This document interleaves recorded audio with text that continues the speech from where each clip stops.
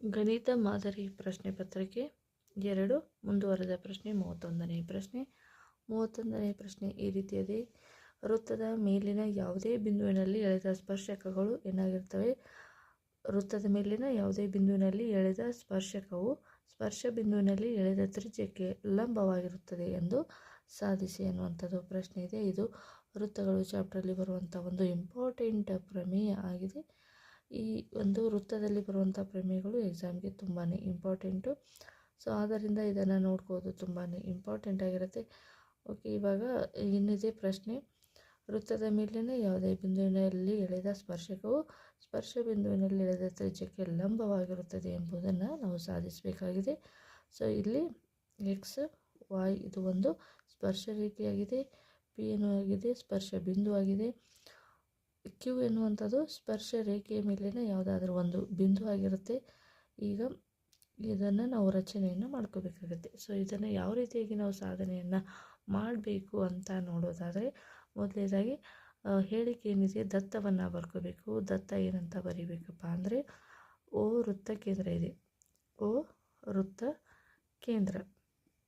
ನಂತರ X Y ಸ್ಪರ್ಶಕ ಆಗಿರುತ್ತೆ, ಎಕ್ಸ್ ವೈ ಸ್ಪರ್ಶಕ, ಪಿ ಎನ್ನುವಂಥದ್ದು ಸ್ಪರ್ಶ ಬಿಂದು. ಇಷ್ಟು ನಾವು ದತ್ತದಲ್ಲಿ ಬರ್ಕೋಬೇಕಾಗುತ್ತೆ. ನಂತರ ಏನು ಸಾಧನೆಯ ಮಾಡಬೇಕಾಗಿದೆ ನಾವು? ಒ ಪಿ ಎನ್ನುವಂಥದ್ದು ಎಕ್ಸ್ ವೈಗೆ ಲಂಬವಾಗಿದೆ ಅಂತ ಸಾಧನೆಯನ್ನು ಮಾಡಬೇಕು. ಇವಾಗ ಸಾಧನೆಯನ್ನು ನೋಡೋಣ. ಸಾಧನೆ ಏನಂತ ಮಾಡಬೇಕು? ಎಕ್ಸ್ ವೈ ಮೇಲೆ ಯಾವುದಾದರೊಂದು ಬಿಂದು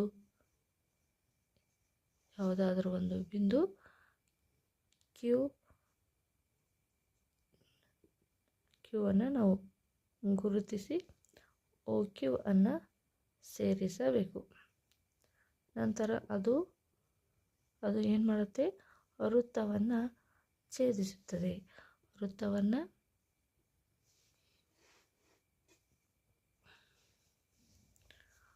ಆರ್ ಬಿಂದುವಿನಲ್ಲಿ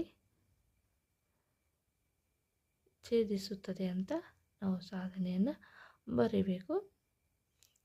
ನಂತರ ಏನಾಗ್ತಾ ಇದೆ? ಕ್ಯೂ ಬಿಂದು ಏನಿದೆ ಎಕ್ಸ್ ವೈ ಸ್ಪರ್ಶಕದ ಮೇಲಿದೆ. ಓಕೆನಾ? ಕ್ಯೂ ಎನ್ನುವಂಥದ್ದು ಏನಿದೆ ಎಕ್ಸ್ ವೈ ಸ್ಪರ್ಶಕದ ಮೇಲಿದೆ. ಆದರೆ ಅದು ಏನಾಗ್ತಾ ಇದೆ? ವೃತ್ತದ ಹೊರಭಾಗದಲ್ಲಿದೆ. ನೀವು ಏನನ್ನು ನೋಡ್ತಾ ಇದ್ದೀರಿ ಅದನ್ನೇ ಸರಿಯಾಗಿ ಬರೀಬೇಕು. ಲಂಬಕೋನ ಆಗಬೇಕಾದ್ರೆ ಯಾವ ಒಂದು ಕಂಡೀಷನ್ಗಳು ಇಲ್ಲಿ ಅಪ್ಲೈ ಆಗುತ್ತೆ ಅಂತ ನೋಡಿಕೊಂಡು ಏನು ಮಾಡಬೇಕಪ್ಪ ಅಂದರೆ ವೃತ್ತದ ಹೊರಭಾಗದಲ್ಲಿದೆ. ನಂತರ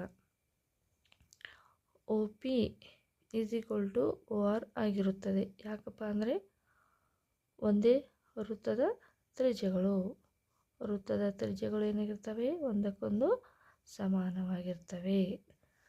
ಅದೇ ರೀತಿಯಾಗಿ ಓ ಕ್ಯೂ ಅಂದರೆ ಏನನ್ನು ಕೂಡಿಸ್ಬೇಕು ನೋಡಿ? ಓ ಕ್ಯೂ ಅಂದರೆ OR + RQ ಎರಡನ್ನು ಕೂಡಿದಾಗ ಓಕೆ ಆಗುತ್ತೆ. ಯಾವುದರಿಂದ? ಇದನ್ನು ನಾವು ಚಿತ್ರದಿಂದ ತೆಗೆದುಕೊಳ್ತಾ ಇದ್ದೀವಿ. ಹಾಗಾದರೆ ಇಲ್ಲಿ ಒ ಪಿ ಎನ್ನುವಂಥದ್ದು ಒ ಕ್ಯೂಗಿಂತ ಏನಾಗಿದೆ? ಚಿಕ್ಕದಾಗಿದೆ. ಆದ್ದರಿಂದ ಪಿ ಬಿಂದುವನ್ನು ಹೊರತುಪಡಿಸಿ ಓ ಬಿಂದುವಿನಿಂದ ಎಕ್ಸ್ ವೈ ಮೇಲಿನ ಇತರೆ ಬಿಂದುಗಳಿಂದ ಕನಿಷ್ಠ ದೂರದಲ್ಲಿದೆ.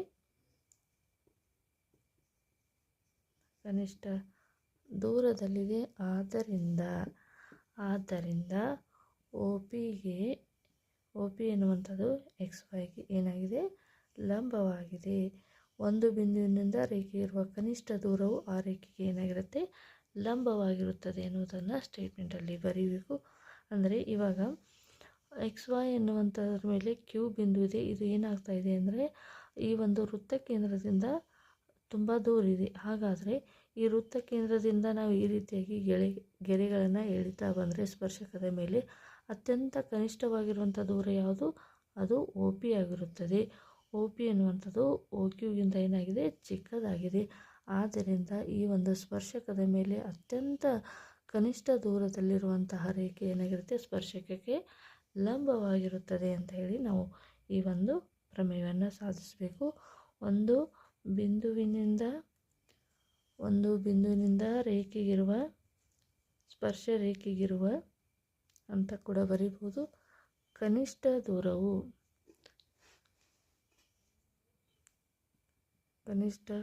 ದೂರವು ಆ ಒಂದು ರೇಖೆಗೆ ಏನಾಗಿರುತ್ತೆ? ಆ ಒಂದು ರೇಖೆ ಅಂದರೆ ಯಾವುದು? ಎಕ್ಸ್ ವೈ ರೇಖೆಗೆ ಲಂಬವಾಗಿರುತ್ತದೆ ಅಂತ ಹೇಳಿ ನಾವು ಆನ್ಸರನ್ನು ಬರಿಬೇಕು. ಇಷ್ಟು ಈ ಒಂದು ಪ್ರಮೇಯವನ್ನು ನಾವು ಸಾಲ್ವ್ ಮಾಡಬೇಕು. ನೆಕ್ಸ್ಟ್ ಪ್ರಶ್ನೆಯನ್ನು ನೋಡೋಣ. ನೆಕ್ಸ್ಟ್ 32ನೇ ಪ್ರಶ್ನೆ ಈ ರೀತಿಯಾಗಿದೆ. ಒಬ್ಬ ವಿದ್ಯಾರ್ಥಿಯು ₹60 ಕೆಲವು ಪುಸ್ತಕಗಳನ್ನು ಕೊಳ್ಳುತ್ತಾನೆ. ಪ್ರಶ್ನೆಯನ್ನು ಓದ್ತೀನಿ. ನೀವು ಪ್ರಶ್ನೆಯನ್ನು ಚಾನಲ್ ಪ್ಲೇಲಿಸ್ಟಲ್ಲಿ ಹೋಗಿ ಡೌನ್ಲೋಡ್ ಮಾಡಿಕೊಳ್ಳಿ. ಒಂದು ವಿದ್ಯಾರ್ಥಿಯು ₹60 ಕೆಲವು ಪುಸ್ತಕಗಳನ್ನು ಕೊಳ್ಳುತ್ತಾನೆ.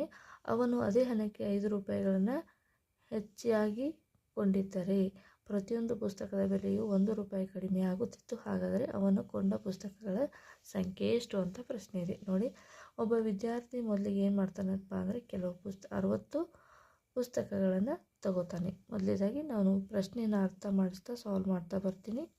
ಪರಿಹಾರ: ವಿದ್ಯಾರ್ಥಿ ಕೊಂಡ ಪುಸ್ತಕಗಳ ಬೆಲೆ ಎಷ್ಟಪ್ಪ ಅಂದರೆ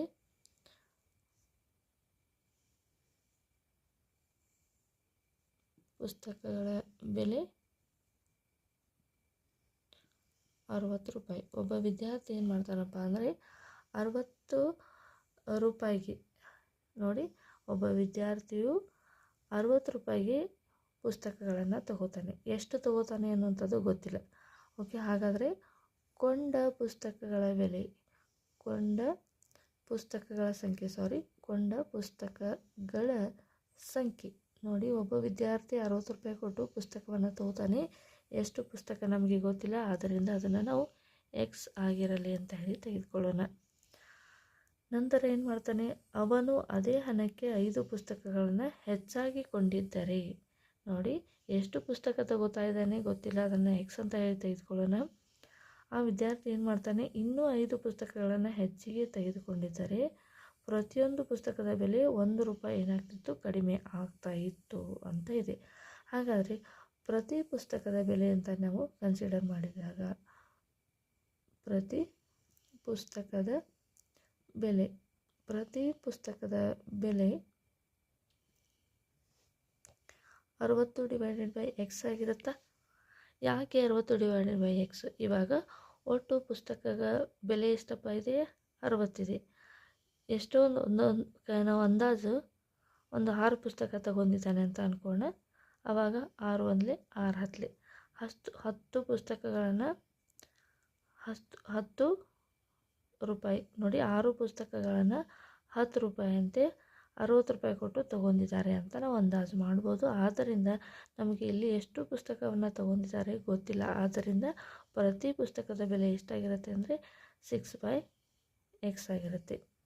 ಓಕೆ, ನಮಗೆ ಎಕ್ಸಾಂಪಲ್ ಹೇಳಿದೆ, ಯಾವಾಗಲೇ ₹60 ಕೊಟ್ಟಿದ್ದಾರೆ, ಅಂದಾಜು 6 ಪುಸ್ತಕವನ್ನು ತಗೊಂಡಿದ್ದಾರೆ ಅಂತ ಅಂದ್ಕೊಂಡಾಗ ಒಂದು ಪುಸ್ತಕದ ಬೆಲೆ ಎಷ್ಟಾಗಿರುತ್ತೆ? ಆವಾಗ ₹10 ಆಗುತ್ತೆ. ಹಾಗಾಗಿ ಪ್ರತಿ ಪುಸ್ತಕದ ಬೆಲೆ 60/X ಅಂತ ಹೇಳಿ ನಾವು ತೆಗೆದುಕೊಳ್ಳೋಣ. ನಂತರ ಏನು ಮಾಡ್ತಾ ಇದ್ದಾರೆ ನೋಡಿ, ಮೊದಲೇದಾಗಿ ₹60 ಕೊಟ್ಟು ನಮಗೆ ಎಷ್ಟು ಪುಸ್ತಕವನ್ನು ತಗೊಂಡಿದ್ದಾರೆ ಅದು ನಮಗೆ ಗೊತ್ತಿಲ್ಲ, ಅದನ್ನು ಎಕ್ಸ್ ಅಂತ ಹೇಳಿ ತೆಗೆದುಕೊಳ್ಳೋಣ. ನಂತರ ಹೇಳಿಕೆ ಏನಿದೆ? ಅದೇ ಹಣಕ್ಕೆ 5 ಪುಸ್ತಕಗಳನ್ನು ಹೆಚ್ಚಾಗಿ ಕೊಂಡಿದ್ದಾರೆ. ಅದೇ ಹಣಕ್ಕೆ ಅಂದರೆ ಅದನ್ನು ₹60 ತಗೋಬೇಕಲ್ವ? ಹಾಗಾದರೆ ಮತ್ತೇನು ತಗೋತಾ ಇದ್ದಾರೆ? 5 ಪುಸ್ತಕವನ್ನು ಹೆಚ್ಚಿಗೆ ತಗೋತಿದ್ದಾರೆ. ಹಾಗಾಗಿ ಎಕ್ಸ್ ಪ್ಲಸ್ 5 ಆಗಿರುತ್ತೆ. ಯಾಕಂದರೆ ಮೊದಲೇ ಪುಸ್ತಕ ಎಕ್ಸ್ ಅಂತ ತಗೊಂಡಿದ್ದಾರೆ, ಅದೇ ಪುಸ್ತಕಕ್ಕೆ 5 ಪುಸ್ತಕವನ್ನು ಜಾಸ್ತಿ ತಗೋತಾ ಇದ್ದಾರೆ. ಹಣ ಮಾತ್ರ 60, ಆದರೆ 5 ಪುಸ್ತಕವನ್ನು ಜಾಸ್ತಿ ತಗೋತಾ ಇದ್ದಾರೆ. ಹಾಗಾದರೆ ಆವಾಗ ತಗೊಂಡಾಗ ಏನಾಗ್ತಾಯಿತ್ತು, ಆ ಒಂದು ಪುಸ್ತಕಗಳ ಬೆಲೆ 1 ರೂಪಾಯಿ ಕಡಿಮೆ ಆಗ್ತಾಯಿತ್ತು ಅಂತ ಇಷ್ಟು ನಮ್ಮ ಪ್ರಶ್ನೆದ ಹೇಳಿಕೆ ಮುಗೀತು. ಇವಾಗ ಇನ್ನು ಕ್ಯಾಲ್ಕುಲೇಷನ್ ಪಾರ್ಟ್ ಬಂತು. ಪ್ರಶ್ನೆಯನ್ನು ಚೆನ್ನಾಗಿ ಅರ್ಥ ಮಾಡ್ಕೊಂಡ್ರೆ, ಅದನ್ನು ಇಕ್ವೇಷನ್ನಾಗಿ ಮಾಡ್ಕೊಂಡ್ರೆ ಮುಂದಿನದು ಎಲ್ಲನೂ ಈಸಿಯಾಗಿರುತ್ತೆ. ಇನ್ನೊಮ್ಮೆ ಪ್ರಶ್ನೆಯನ್ನು ತಿಳಿಸ್ತೀನಿ ನೋಡಿ. ಒಬ್ಬ ವಿದ್ಯಾರ್ಥಿ ಏನು ಮಾಡ್ತಾನಪ್ಪ ಅಂದರೆ 60 ರೂಪಾಯಿ ಕೊಟ್ಟು ಎಷ್ಟೋ ಪುಸ್ತಕವನ್ನು ತಗೋತಾನೆ. ಅವು ಎಷ್ಟು ಪುಸ್ತಕ ಗೊತ್ತಿಲ್ಲ, ಆದ್ದರಿಂದ ಅದನ್ನು ಎಕ್ಸ್ ಅಂತ ಹೇಳಿ ತೆಗೆದುಕೊಳ್ಳೋಣ. ಪ್ರತಿ ಪುಸ್ತಕದ ಬೆಲೆ ಎಷ್ಟಾಗಿರುತ್ತೆ ಅಂದರೆ 16/x ಆಗಿರುತ್ತೆ. ಹಾಗಾದರೆ ಮೊದಲು ಪುಸ್ತಕ 60 ರೂಪಾಯಿ ಕೊಟ್ಟು ಎಕ್ಸ್ ಪುಸ್ತಕವನ್ನು ತಗೋತಾನೆ. ನಂತರ ಏನು ಮಾಡ್ತಾನಪ್ಪ ಅಂದರೆ ಪುಸ್ತಕಗಳಲ್ಲಿ 5 ಪುಸ್ತಕಗಳನ್ನು ಜಾಸ್ತಿ ಮಾಡ್ತಾನೆ. ಆವಾಗ ಎಕ್ಸ್ ಪ್ಲಸ್ 5 ಆಗುತ್ತೆ. ಹಣ ಮಾತ್ರ 60 ಇರುತ್ತೆ. ಆವಾಗ ಏನಾಗುತ್ತೆ, ಪ್ರತಿಯೊಂದು ಪುಸ್ತಕದ ಬೆಲೆ 1 ರೂಪಾಯಿ ಕಡಿಮೆ ಆಗುತ್ತೆ. ಇಷ್ಟು ಈ ಒಂದು ಪ್ರಶ್ನೆಯ ಒಂದು ಹೇಳಿಕೆ ಆಗಿತ್ತು. ಇದನ್ನು ನಾವೀಗ ಸಾಲ್ವ್ ಮಾಡೋಣ. ಕ್ರಾಸ್ ಮಲ್ಟಿಪ್ಲಿಕೇಶನ್ ಮಾಡೋಣ. X plus 5 into 60 minus 60 plus x equal to 1 divided by x into x plus 5 ಆಗುತ್ತೆ. Next 60 into x 60x, 60 into 5 300 minus 60x. ಈ ಒಂದು ಟರ್ಮ್ ಈ ಕಡೆ ಬಂದು ಮಲ್ಟಿಪಲ್ ಆದಾಗ ಎಕ್ಸ್ ಸ್ಕ್ವೇರ್ 5x. ನೆಕ್ಸ್ಟ್ ಇವಾಗ ಏನಾಗುತ್ತೆ ನೋಡಿ, plus 16x plus 60x cancel ಆಗುತ್ತೆ. ಸೊ ಇವಾಗ ಅದು ವರ್ಗ ಸಮೀಕರಣ ರೂಪದಲ್ಲಿ ಆಗ್ತಾಯಿದೆ. ಹಾಗಾಗಿ x square plus 5x minus 300 equals to 0 ಅಂತಾಗುತ್ತೆ. ಇದನ್ನು ಅಪವರ್ತಿಸೋಣ. X square plus 20 minus 15. 20ರಲ್ಲಿ 15 ಮೈನಸ್ ಮಾಡಿ 5 ಬರುತ್ತೆ. 25 300.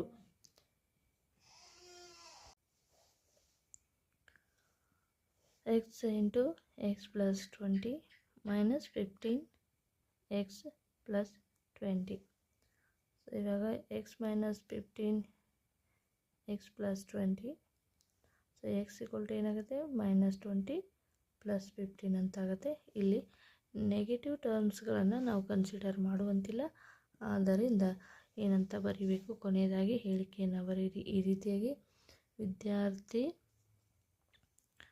ವಿದ್ಯಾರ್ಥಿ ಕೊಂಡ ಪುಸ್ತಕಗಳ ಸಂಖ್ಯೆ ಎಷ್ಟಪ್ಪ ಅಂದರೆ 15 ಆಗಿದೆ.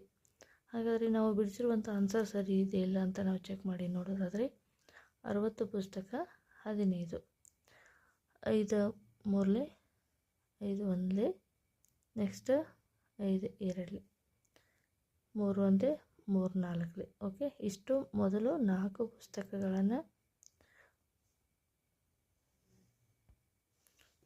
ಪುಸ್ತಕಗಳನ್ನು ತಗೋತಾರೆ. ಎಷ್ಟರಂತೆ, 15ರಂತೆ. 4 ಪುಸ್ತಕಗಳನ್ನು 15ರಂತೆ, 4 ರೂಪಾಯಿಯಂತೆ 15 ಪುಸ್ತಕಗಳನ್ನು ತೆಗೆದುಕೊಂಡಾಗ 60 ರೂಪಾಯಿ ಆಗುತ್ತೆ. ನೆಕ್ಸ್ಟ್ ಕಂಡೀಷನ್ ಏನಿತ್ತು, 60 ರೂಪಾಯಿನ ಕೊಟ್ಟು ನೆಕ್ಸ್ಟ್ ಹೆಚ್ಚಿಗೆ 5 ಪುಸ್ತಕಗಳನ್ನು ತಗೋತಾರೆ. ಎಕ್ಸ್ ಪ್ಲಸ್ 15 ಅಂದಾಗ 20 ಆಗುತ್ತೆ. 0 0 ಕ್ಯಾನ್ಸಲ್, 2 1 2 3. ಕಂಡೀಷನ್ ಏನಿದೆ ನೋಡಿ, ಇದು 4 ಬಂದಿತ್ತು, ಇದು 3 ಬಂತು. ಹಾಗಾದರೆ ಈ ಒಂದು ಹೇಳಿಕೆ ಏನಾಗ್ತಾಯಿತ್ತು, ಆ ಒಂದು ಪುಸ್ತಕದ ಬೆಲೆಯು 1 ರೂಪಾಯಿ ಏನಾಗ್ತಾಯಿತ್ತು, ಕಡಿಮೆ ಆಗ್ತಾಯಿತ್ತು. 4 ಮೈನಸ್ 3 1.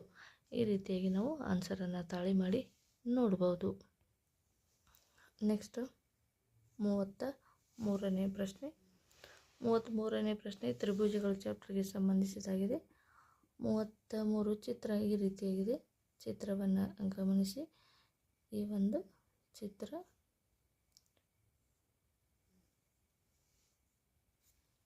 ಈ ರೀತಿಯಾಗಿ ಚಿತ್ರ ಇದೆ. ಪಕ್ಕದ ಚಿತ್ರದಲ್ಲಿ ABCಗಳು ಕ್ರಮವಾಗಿ ಪ್ರಶ್ನೆ ಈ ರೀತಿಯಾಗಿದೆ. ABCಗಳು ಕ್ರಮವಾಗಿ OP, OQ ಮತ್ತು OCಗಳ ಮೇಲಿನ ಬಿಂದುಗಳಾಗಿವೆ. ಆದ್ದರಿಂದ ABಗೆ PQ ಏನಾಗಿದೆ, ಸಮಾನಾಂತರವಾಗಿದೆ.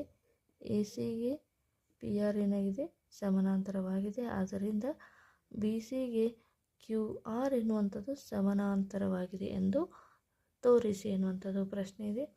ಓಕೆ, ಇವಾಗ ನಾವು ಪ್ರಶ್ನೆಯಲ್ಲಿ ಕೊಟ್ಟಿರುವಂತೆ ದತ್ತವನ್ನು ತೆಗೆದುಕೊಳ್ಳೋಣ. ಏನಿದೆ, ದತ್ತ ABಗೆ ಸಮಾನಾಂತರವಾಗಿ PQ ಇದೆ. ಅದೇ ರೀತಿಯಾಗಿ ACಗೆ ಸಮಾನಾಂತರವಾಗಿ PR ಇದೆ. ಇದು ದತ್ತ.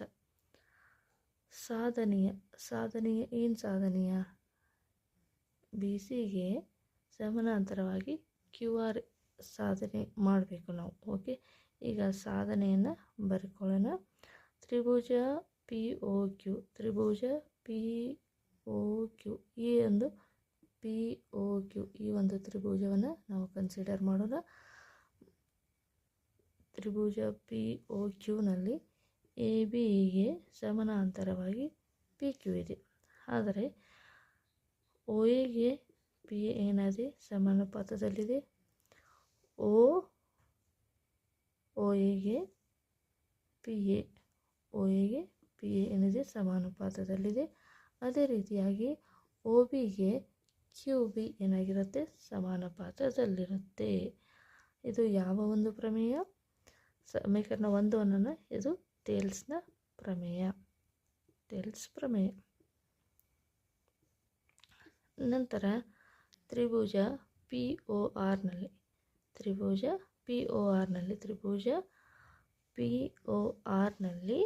ಏನಾಗಿರುತ್ತೆ, OAಗೆ PA ಏನಾಗಿರುತ್ತೆ, ಸಮಾನುಪಾತದಲ್ಲಿರುತ್ತೆ. ಮತ್ತು OCಗೆ RC ಎನ್ನುವಂಥದ್ದು ಸಮಾನುಪಾತದಲ್ಲಿರುತ್ತೆ. ಇದನ್ನು ಸಮೀಕರಣ 2 ಅನ್ನೋಣ. ಇದು ಕೂಡ ಏನಪ್ಪ ಅಂದರೆ ಟೇಲ್ಸ್ ಪ್ರಮೇಯ ಆಗಿದೆ. ಇವಾಗ ಸಮೀಕರಣ 1 ಮತ್ತು 2 ನಾವು ತೆಗೆದುಕೊಂಡಾಗ ಇಲ್ಲಿ OBಗೆ OQ ಏನಾಗಿರುತ್ತೆ, OBಗೆ QB ಏನಾಗಿರುತ್ತೆ, ಸಮಾನುಪಾತದಲ್ಲಿ ಇರುತ್ತೆ. ಮತ್ತು ಇದು ಕೂಡ QB ಆಗಬೇಕು.